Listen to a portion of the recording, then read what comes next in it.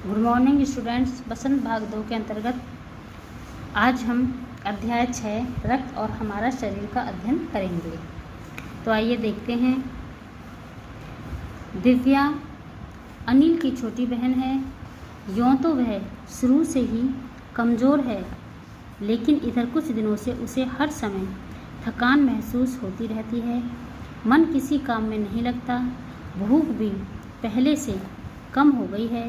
अस्पताल में उसे डॉक्टर ने देखा तो कहा, लगता है दिव्या के शरीर में रक्त की कमी हो गई है, जांच कराकर देखते हैं। यह कहकर उन्होंने दिव्या के रक्त की जांच के लिए पास के एक कमरे में भेज दिया। वहाँ अनिल को अपनी ही जान पहचान की डॉक्टर दीदी दिखाई दी। डॉक्टर दीदी ने कहा, कहो अनिल, कैसे आना हुआ? अनिल ने बताया कि डॉक्टर ने दिव्या को खून की जांच के लिए आपके पास भेजा है। इतना सुनते ही डॉक्टर दीदी ने दिव्या की उंगली से रक्त की कुछ बूंदें एक छोटी सी शीशी में डाल दी और स्लाइड पर लगा दी। फिर अनिल से बोली, अनिल, तुम कल अस्पताल से रिपोर्ट ले जाना। अगले दिन अस्पताल पहुंचकर अनिल ने डॉक्टर दीदी के कमरे के दरवाजे पर दस्तक दी। भीतर से आवाज़ आई, आ जाओ। अनिल ने कमरे में प्रवेश किया तो पाया डॉक्टर दीदी सूक्ष्मदर्शी द्वारा एक स्लाइड की जांच कर रही हैं। सूक्ष्मदर्शी एक ऐसा यंत्र होता है जिससे बहुत सूक्ष्म से सूक्ष्म, छोटी से छोटी चीज़ों को बड़ा करके देखा जा सकता है। दीदी के इशारे से वह पास रखी एक कुर्सी पर बैठ गया। स्लाइड की जांच पूरी होने पर डॉक्टर दीदी ने साबुन से हाथ धोए और तौलिए से पोंछती हुई बोली, अनिल, दिव्या को एनीमिया है। चिंता की बात नहीं, कुछ दिन दवा लेगी तो ठीक हो जाएगी। अनिल के मन में जिज्ञासा हुई। वह बोला, दीदी, एक सवाल पूछूं? हाँ हाँ, क्यों नहीं, डॉक्टर दीदी ने कहा। एनीमिया से आपका क्या मतलब है दीदी? उसने पूछा। यह जानने के लिए तुम्हें रक्त के बारे में जानना होगा। डॉक्टर दीदी ने कहा, फिर बोली, अनिल, देखने में रक्त लाल द्रव के समान दिखता है, परंतु इसे सूक्ष्मदर्शी द्वारा देखें तो यह भानुमति के पिटारे से कम नहीं है। मोटे तौर पर इसके दो भाग होते हैं। एक भाग वह जो तरल है, जिसे हम प्लाज्मा कहते हैं, और दूसरा वह जिसमें छोटे बड़े कई तरह के कण होते हैं, और कुछ लाल और कुछ सफ़ेद और कुछ ऐसे जिनका कोई रंग नहीं है, जिन्हें बिंबाणु या प्लेटलेट कण कहते हैं। ये कण प्लाज्मा में तैरते रहते हैं। इतना कहकर डॉक्टर दीदी ने सूक्ष्मदर्शी के नीचे एक स्लाइड लगाई, उसे फोकस किया और बोली, देखो अनिल, सूक्ष्मदर्शी द्वारा जो कण तुम्हें दिखाई दे रहे हैं, ये हैं लाल रक्त कण।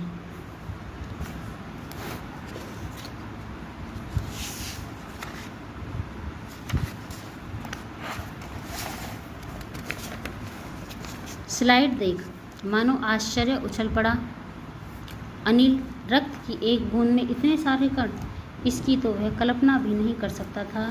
वह बोला, इन्हें देखकर तो ऐसा लग रहा है मानो बहुत सी छोटी छोटी बालूशाही रख दी गई हों। जैसे इस चित्र में आप देख सकते हैं, इस तरह का प्रतीत हो रहा था रक्त को सूक्ष्मदर्शी के द्वारा देखने पर।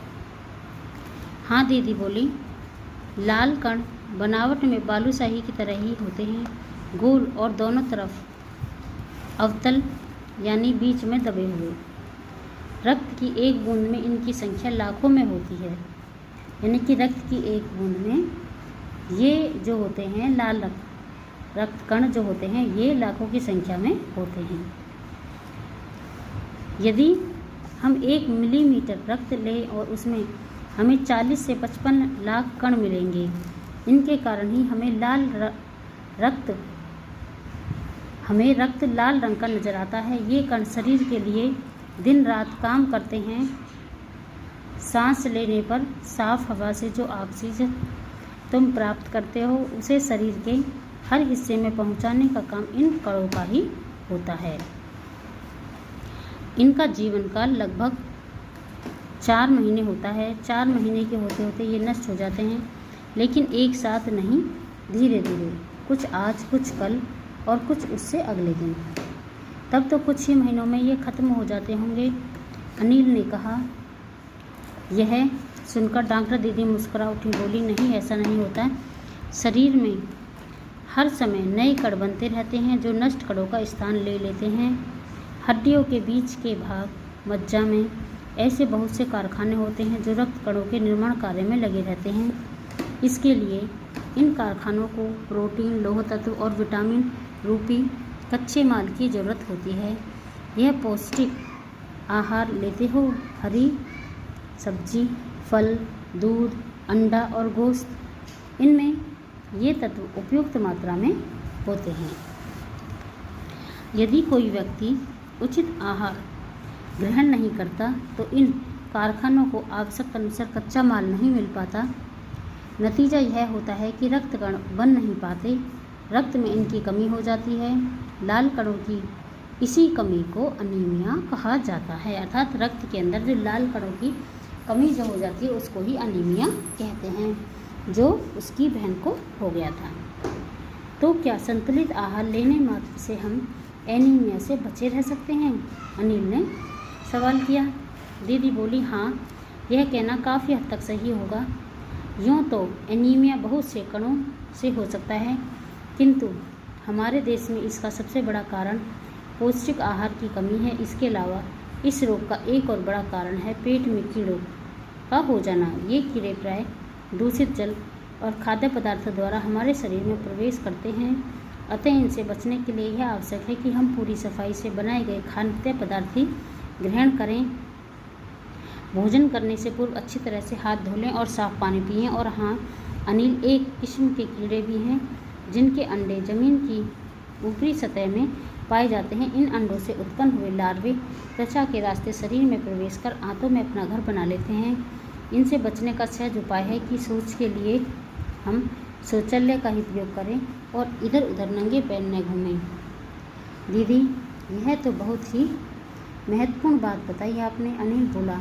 वह पल भर सोच में डूबा रहा, फिर बोला, आपने बताया था कि रक्त सफ़ेद कण और बिम्बाणु अर्थात प्लेटलेट कण भी होते हैं।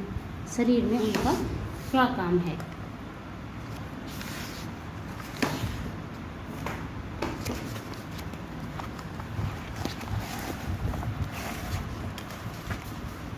दीदी बोली, सफ़ेद कण वास्तव में हमारे शरीर के वीर सिपाही हैं। जब रोगाणु शरीर पर धावा बोलने की कोशिश करते हैं तो सफ़ेद कण उनसे डटकर मुकाबला करते हैं और जहाँ तक संभव हो पाता है रोगाणुओं को भीतर घर नहीं करने देते। बस संक्षेप में यूँ मान लो कि वे बहुत से रोगों से हमारी रक्षा करते हैं। और बिम्बाणुओं का काम है चोट लगने पर रक्त जमाव क्रिया में मदद करना। रक्त के तरल भाग प्लाज्मा में एक विशेष किस्म की प्रोटीन होती है जो रक्त वाहिका की कटी फटी दीवार में मकड़ी के जाल के समान एक जाला बुन देती है। बिम्बाणु इस जाले से चिपक जाते हैं और इस तरह दीवार में आई दरार भर जाती है, जिससे रक्त बाहर निकलना बंद हो जाता है।